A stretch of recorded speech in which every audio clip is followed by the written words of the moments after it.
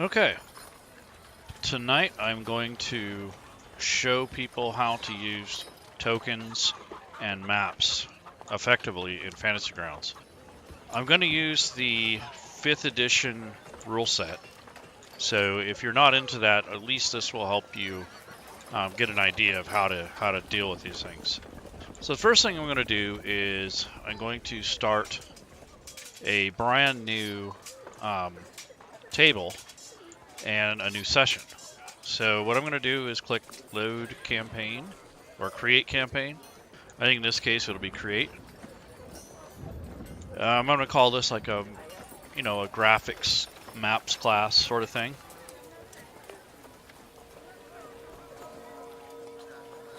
Maps and tokens. I'm going to click the 5th edition rule set. I'm going to do a couple things here. I'm going to do the 5e font 14 point so we can see the text a little better.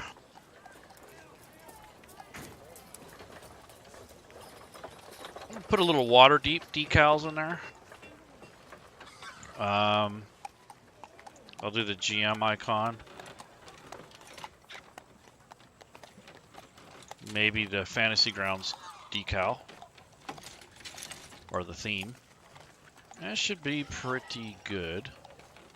So I'm going to hit test. Yep, everything's good. I'm going to hit start.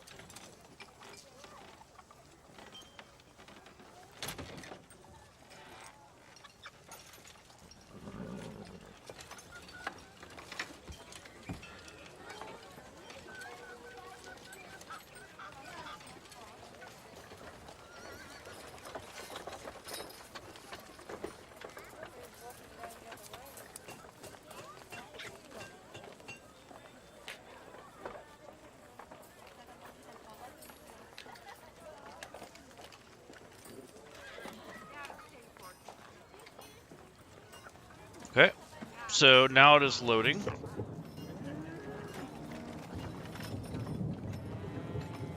Okay. So here I am in the campaign setup. I really have nothing loaded. So I'm going to go ahead and clear this and kind of get this ready for maps and things. So the first thing I'm going to do is open up the maps folder. And I have no modules or nothing loaded. So what I will do here is organize the maps so that they have some sort of particular order so it's not chaos. So the first thing I'm going to do is drag some maps over. Just got my hands on some beautiful maps that Chris just made. Just released, hot off the presses. If you guys missed out on a Kickstarter, this is really cool. So, I have a bunch of maps in a folder, and I'm going to drag them over to images and maps within Fantasy Grounds.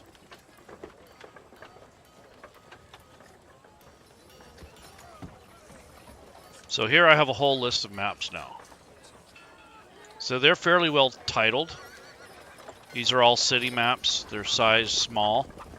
And these are the ones that Chris did for his Fantasy City Kickstarter. And then I have one of the bonus maps also. So what we have here is a large group of maps that you might want to use for, let's just say, Waterdeep. So I'm going to go ahead and make a folder, and I'm going to load up some modules too. So I'm going to go to Library, Modules, and I'm going to load up some Waterdeep stuff.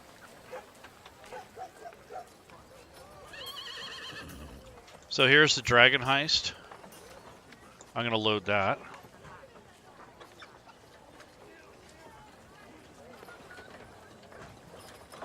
I have this Waterdeep City Encounters. I have this Waterdeep really beautiful third-party work here. 42 quests for Waterdeep and Skullport. I'm going to load that. And then I'm going to also load the Dungeon of the Mad Mage in case.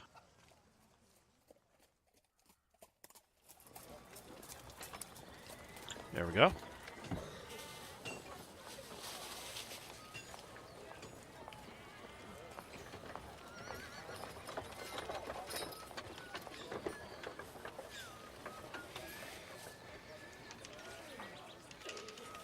Okay, so now what I'm going to do is make sure that that the modules are organized and then I have everything set up. So right now, I don't really have any specific thing I'm going to do in particular, but there are some cool maps that I want to show you guys. And I'm going to show you how to organize them and make them so that they're usable. So right now I have the library open, and right now these are not in a module format. So I'm going to make my own section here, because I don't want to necessarily use all these Waterdeep ones. Like here's a huge one that I don't know if I'm going to use that or not. I might use it. But these come with some of the other modules, the third-party stuff that I had purchased. So I'm going to make a new section, and I'm going to hit this plus button. And I'm going to call this, custom Waterdeep maps or something like that.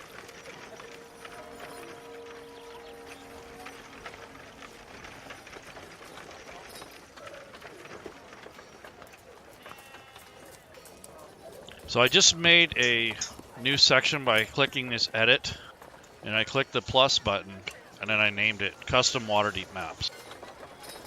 So right now there's nothing in there. So what I'm going to do is go here, go to New, and these are all the maps that Chris made.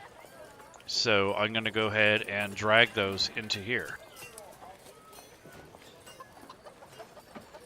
All of these right now are loose, and they're somewhat unorganized. I mean, they're numbered really nicely, so I don't have to worry about that. And see, I have a large one here, and I should probably have a small. So I got to fix that. So if you use Chris's maps and you purchased them separately, and they're not in a map module, you want to try to use the smaller maps.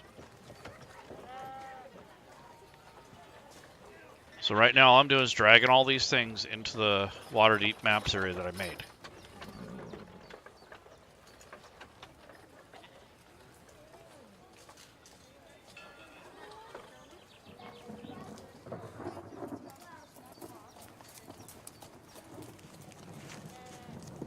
So this is kind of how you organize your images when you have a whole bunch of them. You want to make sure that all of these things here are set in the right folders so you don't get all mixed up with the other stuff. Okay, so here's all the maps. Now I'm going to go through some of these and put grids on them. This is the first thing you want to do. But before I do that, I'm going to see if I can use any of this stuff to give me ideas. So here's a notice board. And what this is a bunch of encounters that have to do with Waterdeep. So let me check out number 1. Here's the table of contents. Notice boards go here. Notice board number 1. It says investigate the Twilight Tower, a union against criminals, the ghost ship returns, sewer inspection, and hidden stash. So hidden stash says you find the stash in 2 Sail Street. The message is encoded by a simple inverted alphabet. The house the message refers to is located in the dock ward on Sail Street, number 2. It is a small abandoned warehouse. Below the warehouse floor are a large number of valuable gems, hidden by the person who wrote the notice. The characters find the hidden stash by succeeding on a DC 10 intelligence or investigation check, or a DC wisdom perception check. One of the gems is enchanted to allow the city guard to track it. The intended recipient is a criminal named Shanks, and the characters come between a rock and a hard place by taking the gems. So that can pretty much start a whole adventure just in that. So I'm going to, first of all, look for a overall city map, and I want to go to Sail Street in the Dock Ward district. So let's see that. So this is a really cool map module here, this Waterdeep. So I'm going to go to Images and Maps, and let's see, Maps and Images. Okay, here's some locations.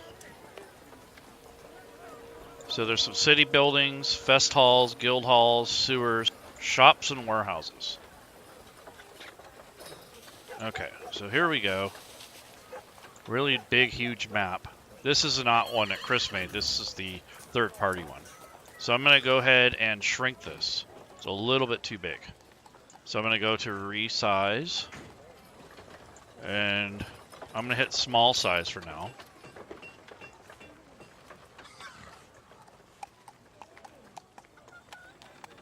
And now I'm going to size it to which size I want.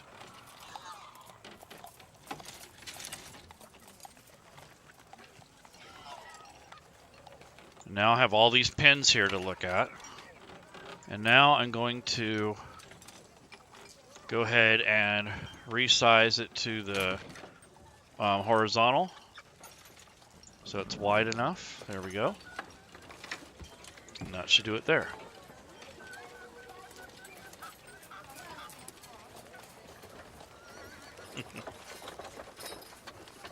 So now I'm going to go ahead and set up this encounter.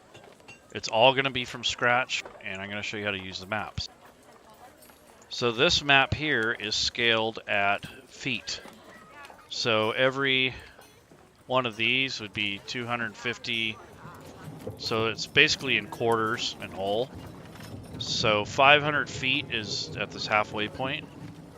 So what I'll do is right-click on the map, click Layers, click this Set Grid, and I'm going to set the grid to the smallest increment. So I'm using this cursor to help me set this up. It's not going to be perfect, but close enough.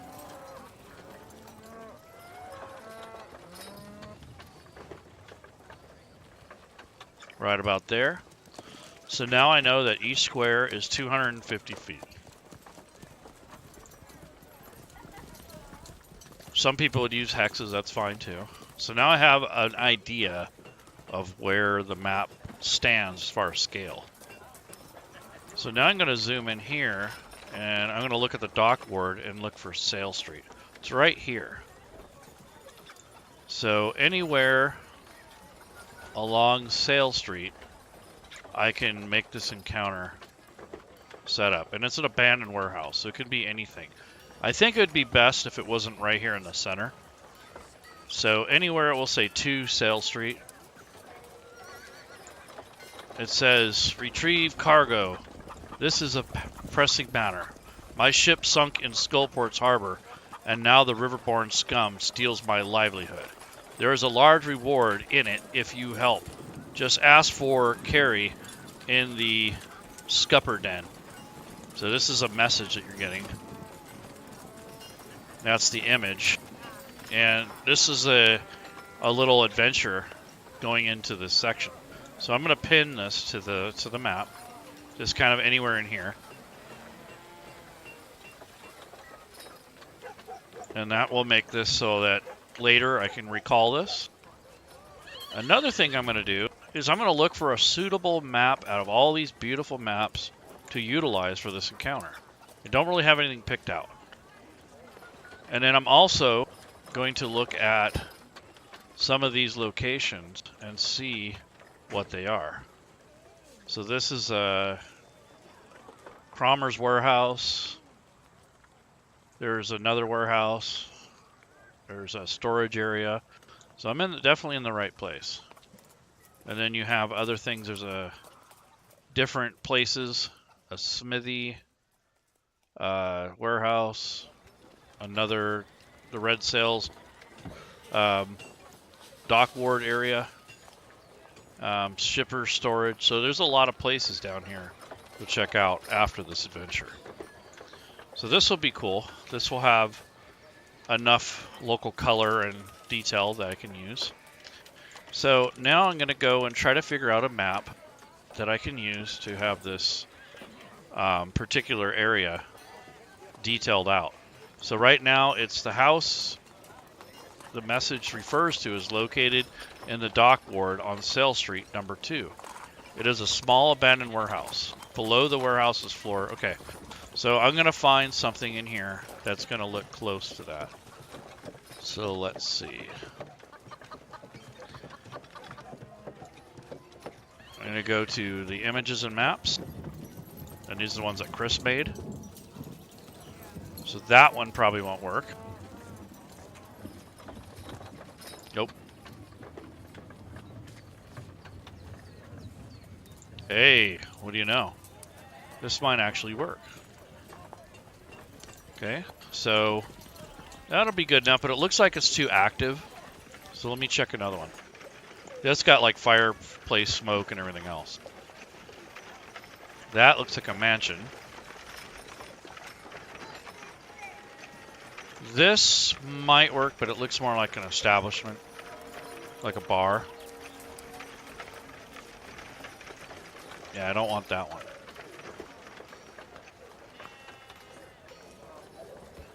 That might work. So I'm going to systematically go through here and utilize what I can find. So I'll just say that the warehouse is right here. And this can be or represent an alleyway that cuts through this warehouse zone. So the hidden stash is going to be hidden in here. And then this thing here, I'm going to pin this also to this area. So now I've got this little area set up so that I can use it for an adventure. So this is just a random thing I'm throwing together. Really not planned or anything. At least not yet. And I'm going to rename this. Instead of Fantasy City here, I'm just going to change this.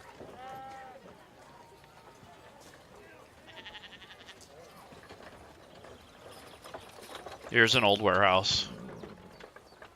And now I'm going to add the grid. And I know Chris likes to make his grid so that 50 or 60 should work. So I'm going to grid this map according to these little squares here. Those are a little bit small, but I think it'll work. Yep. And they're a little bit off, so I'm going to fix that. I'm going to make them just a little bit bigger. So I'm going to click on this thing. That's too big. Okay. And now I'm going to move it over a little bit. And move it down. There we go. So it's not perfect, but it's close. So now I have the whole thing gridded out. That's why it's nice to have maps that do not have grids. So basically, that is what I would use to set up this encounter. So the way this thing works is it's telling me in the notes that this is kind of a trap. So there's a seemingly random collection of characters, which is this. And you find the stash in 2 Sail Street. That's what this hidden message says. So the message is encoded by several inverted alphabets. The house the message refers to is located in the dock ward, which is this. For number 2, we'll say this is building number 2. Small abandoned warehouse. Below the warehouse floor is a large number of valuable gems, hidden by the person who wrote the notice. The characters can find the hidden stash by doing these rolls and these checks. One of the gems is enchanted to allow the city guard to track it. The intended recipient is a criminal named Shanks, and the targets come between a rock and a hard place by taking the gems. So what I'm going to do is I'm going to import the party that I'm going to use. So I'm going to go to library, go to modules. I'm just going to use the FGC pregens that I made for sake of ease of use. Go to pregens, go to pre-generated characters, and I'm going to add these to my PC selection window. So I'm going to add Zamas the Barbarian, Namita, Lord Gallimar, Squire Valius, Shayra, Zayla Trusong, Figanofetch, and Doric Weirdbeard Rockfist. So there's my party. Pretty good sized group. Now, I think to make sure that this is kind of set right, what I'm going to do is say they go into the warehouse, they do their skill check, they find the stuff, and when they come out, the city guards are going to be waiting for them. So I'm going to make an encounter based on that. So, if they find the stash, they come outside, the city guard's waiting for them. In case there's a battle, I'll have that set up as a encounter. So I'm going to go to NPCs, and I'm going to look for guard. What do you know? NPCs, city guard captain, sergeant, and then just regular guards. So here's a guard. Let's see what this one looks like. Yep. So those are just generic guards. And then there's some specific ones here. So let's see. Here's a city guard. This one actually has a token, which I think I'll use that. So I'm going to say that 2 city guardsmen, maybe 3, come to investigate who took the gemstone. So I'll click that, delete it. I'm going to open up encounters and make my own section.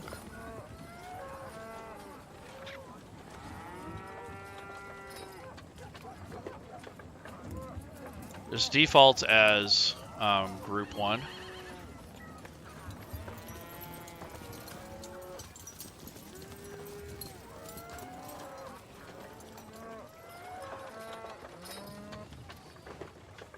So I'm just going to call this Waterdeep Custom Encounters.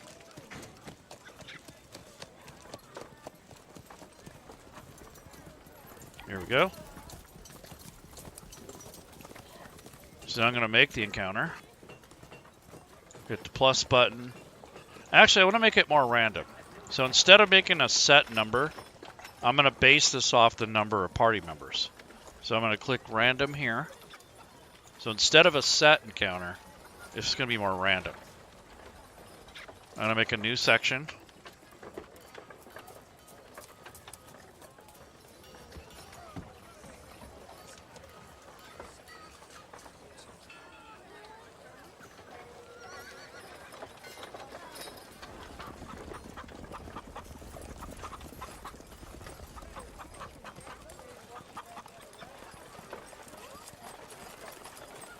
So Waterdeep random encounters.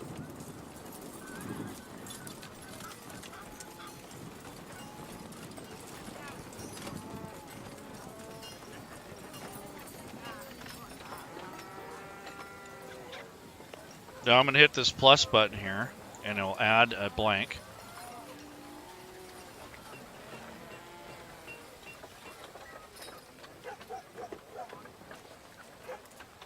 And once I make this encounter, it'll be useful for pretty much any scenario I use in Waterdeep. So let's see. I'll have the guards. Yep. And then there's a private. Yep. So I'm going to bring a couple of these privates. So leave that there. And then I'll have the captain maybe, or a sergeant. There's a sergeant. He's a little tougher. And then the captain. I'll bring the guard captain. Okay. So what I'm going to do now is once the party members are added to the combat tracker, which I'll do that now.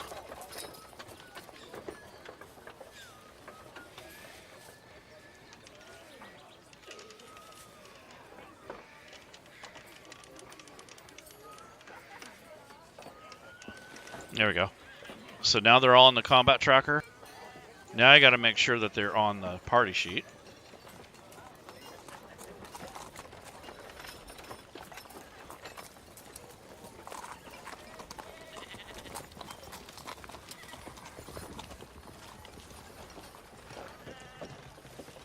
Okay. Well, here they are. Okay. So all these party members are here. I'm going to, let's see what I got. 8 of them. 1, 2, 3, 4, 5, 6, 7, 8. Yep, 8 party members. Kind of a big party. And then I'm going to set this down to basically accommodate no matter how many party members I have on the party tracker. So it's going to pull from here, not the combat tracker, but the party sheet. So I'm going to add, let's see, 1 plus the number of party members.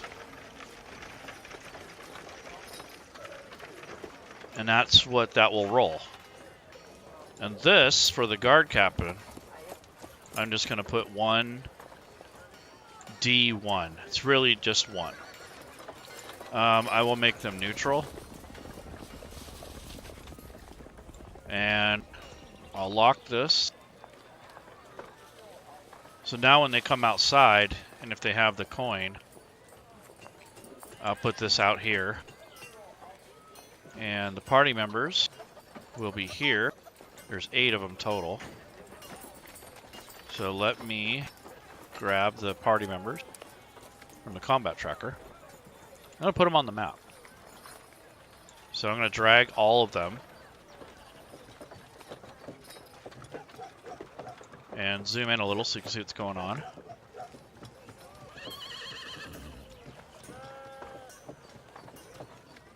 And these tokens were made by Bernardo Hasselman, and he does a really good job with these tokens. And then the maps are from Chris, or the Map Hatter. So really beautiful, they work well together. I'm going to scale these up a little bit more so we can see them. There we go.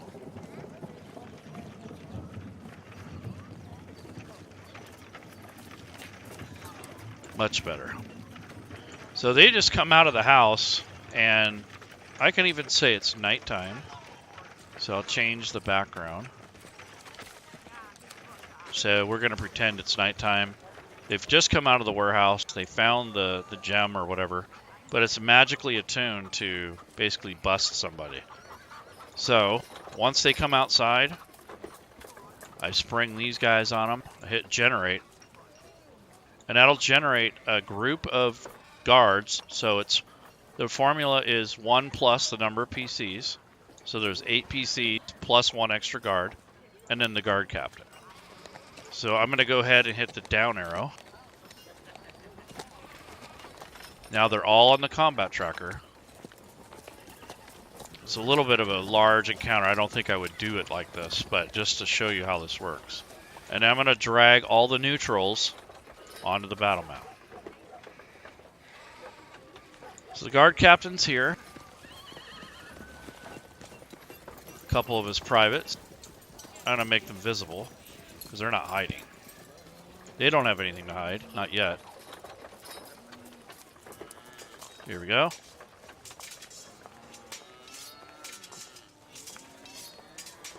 So basically, the party cannot escape this area. They're basically going to have to answer the guard captain.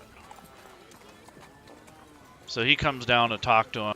They can negotiate their way out of here, or they can fight.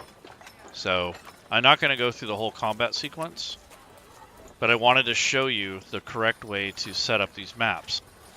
So I use this area map to kind of give me a rough idea of where they are in the scope of the city. I use the encounter, which was a random one, called Hidden Stash. Just kind of gives me a rough idea of how the encounter is supposed to go.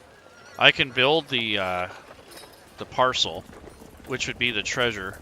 So there's like a hidden valuable gem. So I can, make a parcel with some gems in there. And then just use any map that would fit the scenario. So to accommodate this type of campaign play. So if you were going to run this, you'd have something you can do with it. So, wow, City Guard captains, a whole bunch of them. Huh. Maybe I did it backwards. Anyhow, this is what you would be using for your encounters, is to use this. So basically that's the one way you could do this for random encounters. And that way, no matter how big your party is, the encounter roller will scale it to the quantity of the party. It doesn't calculate level or anything like that, but it kind of gives you a starting point. So then I would just bookmark this whole thing here and bookmark this.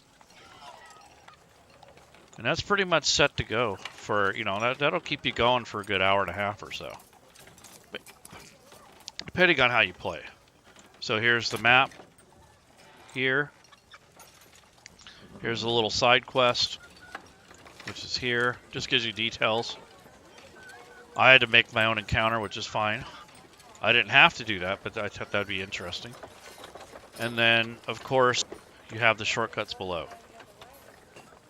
So if you close that, I'll have all the maps here. So that's how you use the maps. You can connect them together. So if I wanted to, I can also link this map to this one. That way, if I accidentally close it, it's right here. Just like that. Zoom in and out. So then I would try to find out where's the next guard station. Or maybe they would flee to a ship. Maybe there's a ship that they can escape with. So I'd go back to my handy dandy maps that Chris has made and pull in a ship map. So I go to my desktop.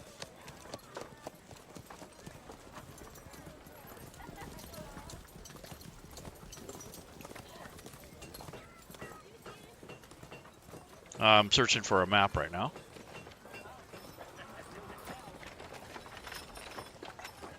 And I'm going to look for a ship. So I'm going to open up the maps. And I'm going to drag the ship into this area here, since I'm kind of using this for Waterdeep. So, yeah, I don't think I would battle that either, but I would definitely let them roleplay it out and see what happens. And that would be a very busy combat. I don't think I would run that like that. But I'm just kind of showing you how to manipulate the tokens and also how to do something random. So I'm going to make a point of aggress. So if they escape or if they somehow get out of this situation, they're going to be able to escape to a ship that's docked in the dock ward, because that's where they're at in Waterdeep. So right now, I'm looking for an appropriate ship. And I know there is one, because Chris made a beautiful ship map that's docked. Let's see.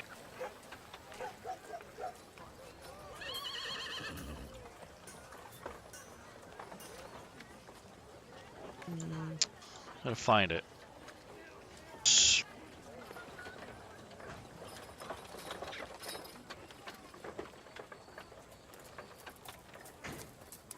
Okay, so here's all the ship maps. I'm looking at them. You won't be able to see this because I have it open in a different window.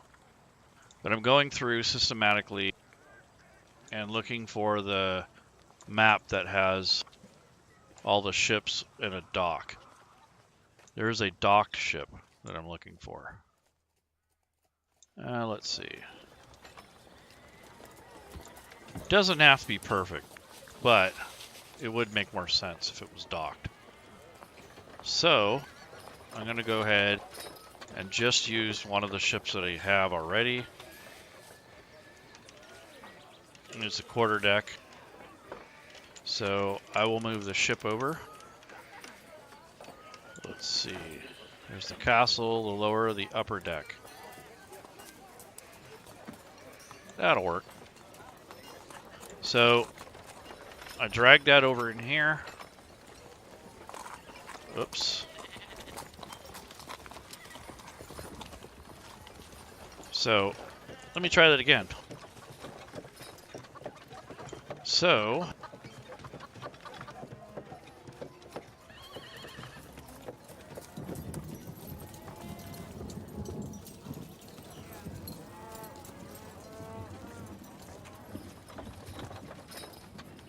okay. So I'm looking again for the docked ships. And let's see if I can find one.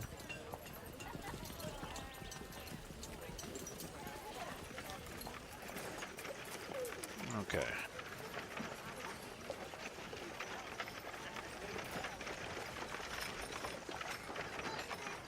I have lots of assets, so I have to go through a whole ton of pictures.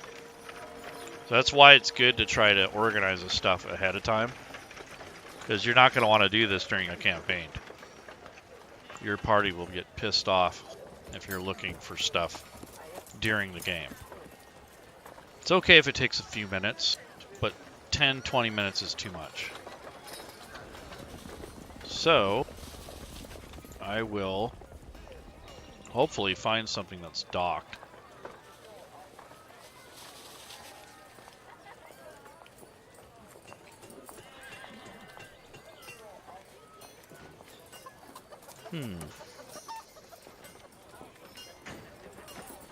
Here we go.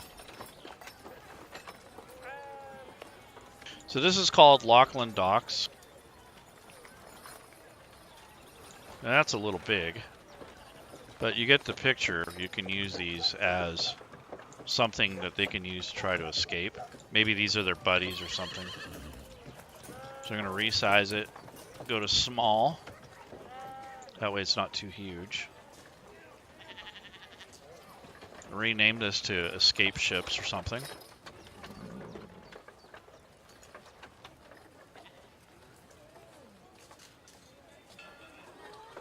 I'm going to put a grid on it.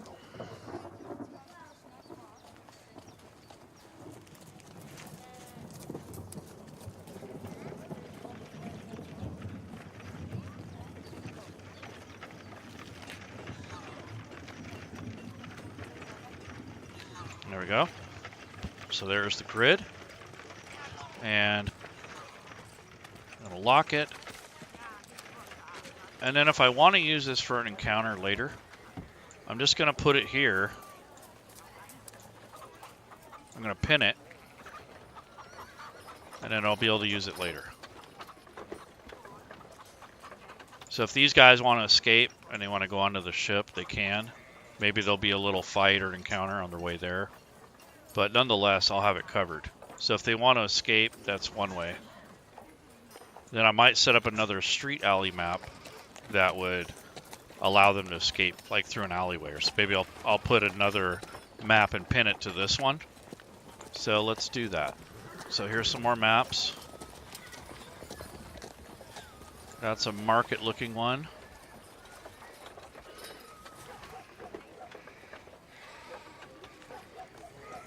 That looks like under sewer map.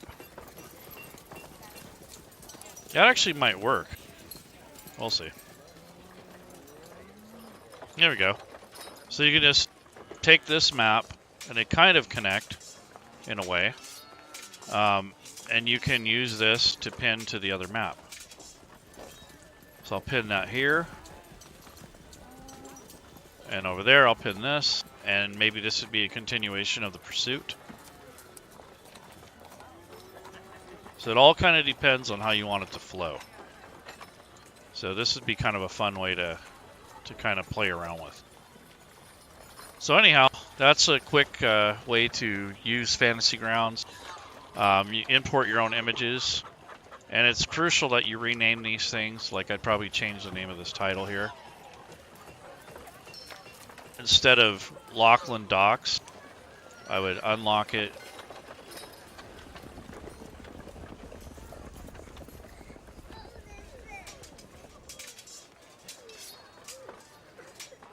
So I'd call it map, docks with ships, just so I know what it is. And then after a while, after you organize all these images, it will become more apparent to you what the stuff is. So like any of these maps that I'm going to use, I would probably rename it.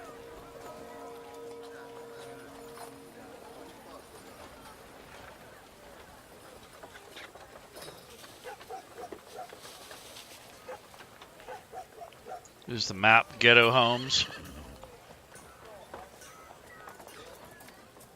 Change this to Rundown.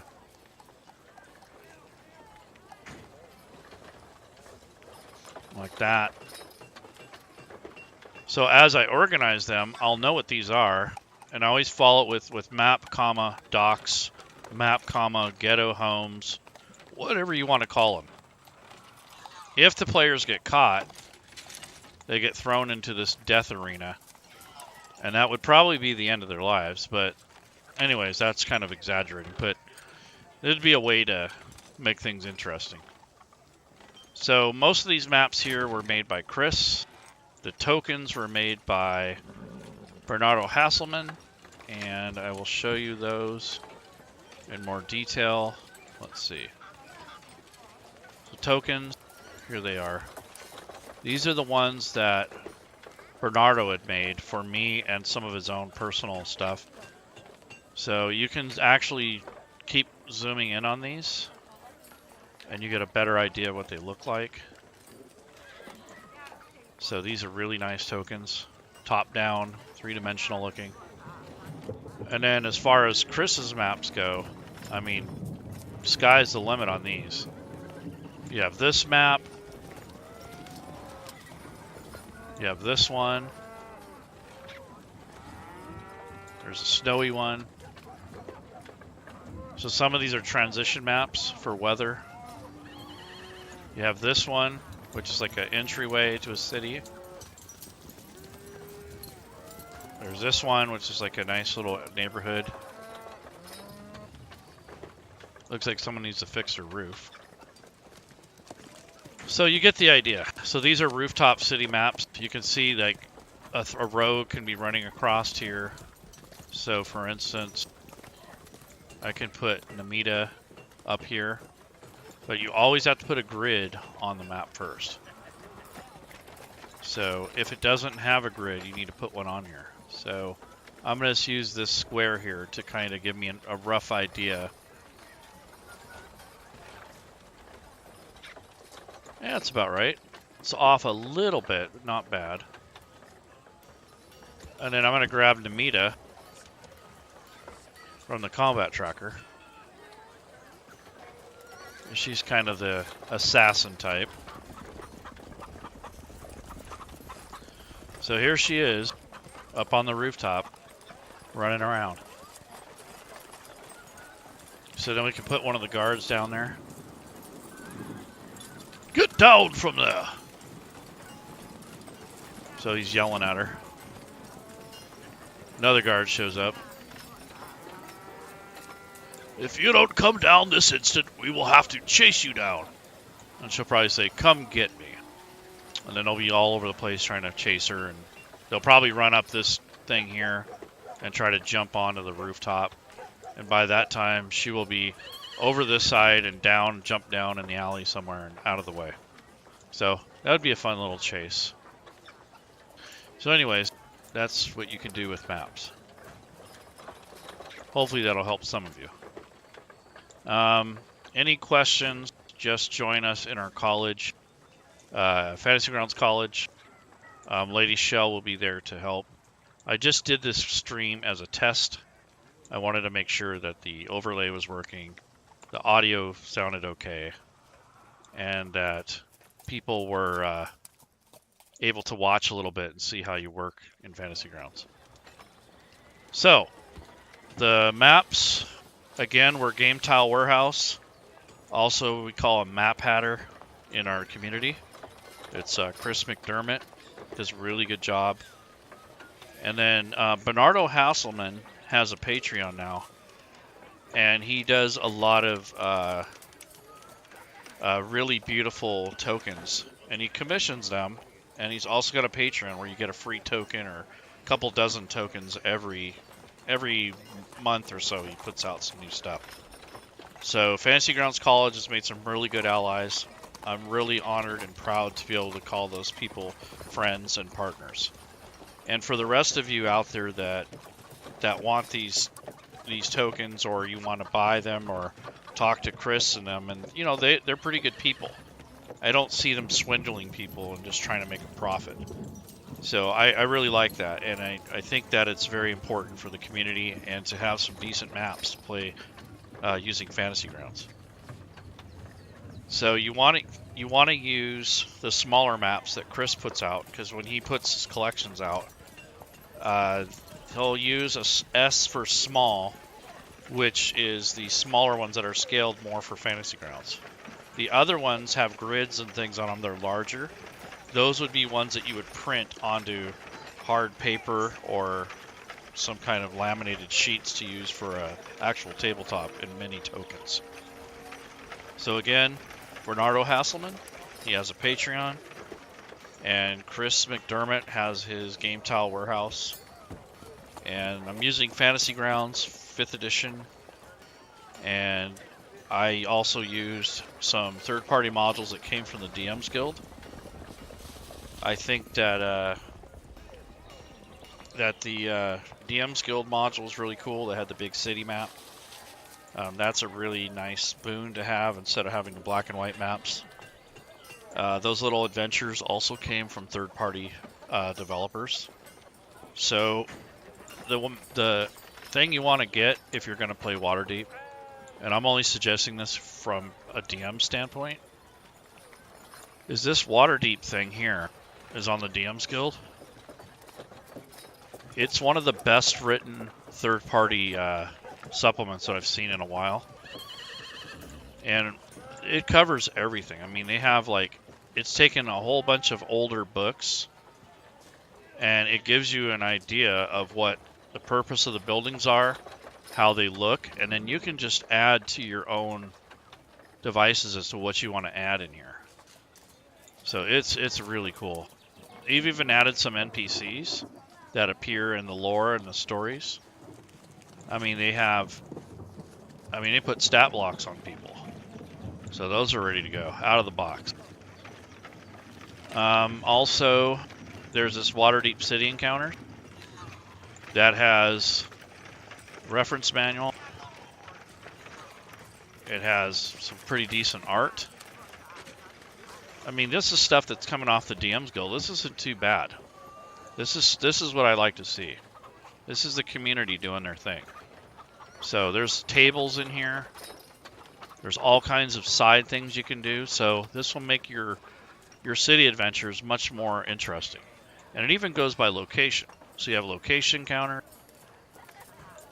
and you can actually click on the map, and if you wanted some locations in some bigger areas, you have these marked on the map. This is beautiful. Very, very handy. You also have tables. I know there's some tables in here. So we go here, go to tables. There's a whole bunch of tables. So for instance, an angry mob. So you'd roll here. It says frustrated drivers from the Fellowship of Carters and Coachmen barricade the street to protest the growing popularity of double-decked dray carriages. The drivers are upturning a passing dray carriage when the characters arrive, much to the consternation of its passengers. So this could just create a whole adventure in itself. So it is some really useful stuff for Waterdeep. But definitely the city encounter maps that Chris made, Bernardo's tokens, and some of the stuff off the DM's Guild is just incredible. I didn't even get into the actual modules themselves, because I don't want to spoil this for anybody. But I would much rather have this map here, which shows, let's see, these are not Chris's maps, but anyways, this shows the wards. So you have all the wards quarantined off, so you know which ward is which. You have the fest halls. So any of the fest halls that are on the map are pinned. So you have everything pinned together. Waterdeep Locations campaign. So these are the campaign locations that come with the module. I gotta shrink this. The map's a little big. Let's see. So yeah.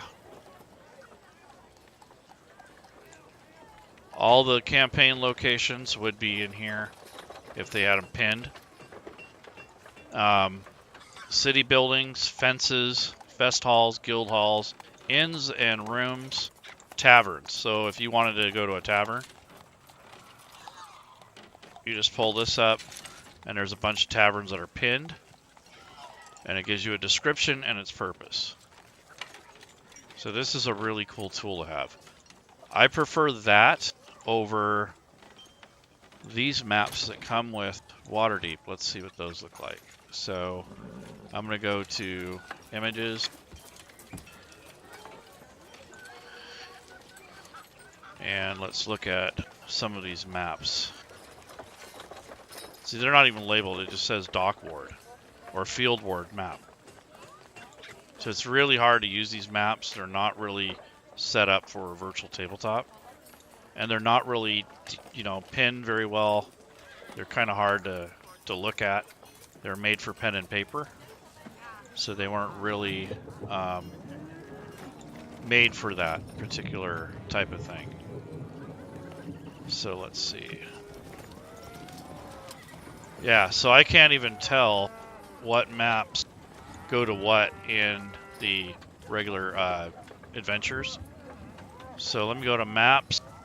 I'm going to filter it to, let's see, Waterdeep Dragon Heist. That's magic items. Okay. So here's the map here. So here's the basement map. Let's see if we have a larger map of the whole area. So here's Waterdeep. There's the DM's map. So it's a nice map, but it's really, really not set up for virtual tabletop. You have Waterdeep, DM's map. This is kind of an overview. And then they try to break it down into districts because it's a big map. So here's a player's map. It's a little bit nicer, a little bit more focused. So this is what comes with the module. Now, I don't mind these, I just would rather use the other ones because it has more detail on it. These you'd have to do yourself and detail them. Nonetheless, that stuff here would make your Waterdeep campaigns much more colorful and immersive.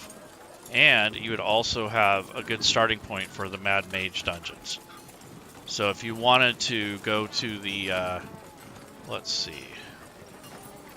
I want to look at the Yawning Portal. So here's some maps here. And I know that someone has made another copy of it. Okay, so here's the Yawning Portal. So that comes with the module. There's a photo. And here's some of the keys to that photo. So this is stuff that comes with the official. But I know I can import some that come from third-party sources like the DM's Guild that are a lot more colorful and more geared towards virtual tabletop. So anyway, that's all I have for tonight. Hopefully that gives you a little idea of some of the new artwork that's come out and some of the things you can do with Fantasy Grounds. I'm Founder Layroon. And I want to thank Lady Shell because she has gone above and beyond to help me and bending over backwards. So that is all I have to say. And I see Londell in the chat. And Don Paulo, thank you for stopping by. And I think eventually I'm going to do some more of these, and they'll be a lot more organized, and I'll have a lot more content. So good night.